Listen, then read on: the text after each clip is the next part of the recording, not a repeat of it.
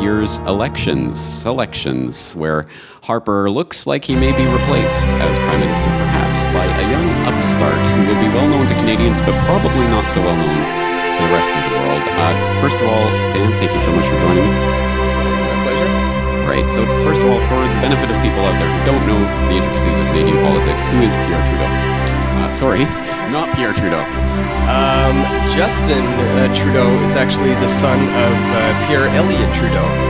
For people who don't know, he was our former Prime Minister of Canada, and his son is now the young, charming, hope, change, up-and-coming savior of Canada that they are now propping up and positioning him now for leadership. So he's going to officially be the counter opposition to Harper, and it looks like they're just trying to whisk him in right now. Yeah, a couple of things going on there. As you see, I already confused him with his father, and of course we have the Obama Hope and Change template that seems to be at work right now. So he is the head of the Liberal Party.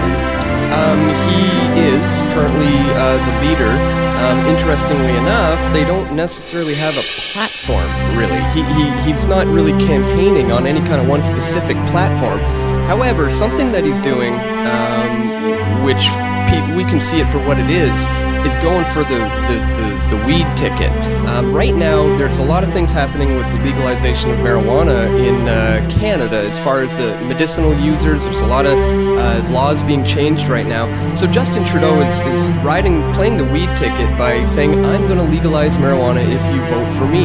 And of course, he's getting all the young votes are just flocking towards him because of this. Unfortunately, people don't actually look into what he means by legalization. And as we know, all of these politicians often make promises that they never really keep. So it's funnily enough that I suppose is his campaign. He's going to try to ride in on the weed ticket. So we're going to have to see how that one goes.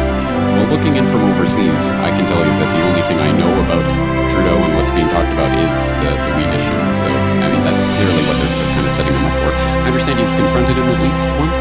I have spoken with him a number of times, confronted him about Bilderberg. His father attended the Bilderberg meetings, and knowing that he's now being shaped and groomed for this position, I figured there's got to be a good chance he's going to get invited. Knowing he's not been there yet, I asked, hey, Justin, if you were invited to Bilderberg, would you go to something such as that? And of course, his quick, short answer was, I'm not here to talk about Bilderberg.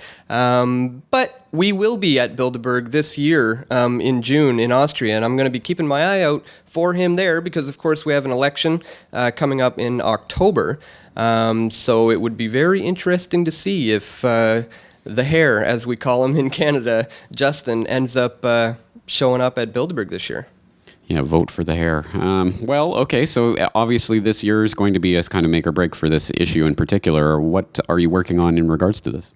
Well, we've decided that this is an issue that's incredibly important for Canadians to be aware of, so we're right now compiling a lot of interviews, a lot of footage for a piece that we're putting together we're going to call the Trudeau Deception, and really just lay it out there for people, show who his background is, where he came from, some of the lies, the promises that are based on nothing really, and expose him for who he is. So we don't have a release date set for that. Obviously, I'm going to see if I can find out if he's going to be at Bilderberg this year, so we're going to wait to release the film until after that, but of course we're going to have it out well before the election. So you can expect like a July kind of a release for this film.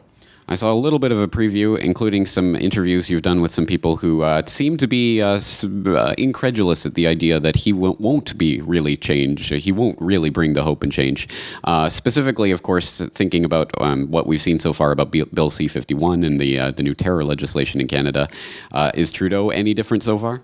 Trudeau is no different at all. In fact, he openly supports Bill C-51, and he got behind the bill. That should be an eye-opener to people to show them that, you know, it's the same left, right, false paradigm. It's the same thing in the United States. We're having it here.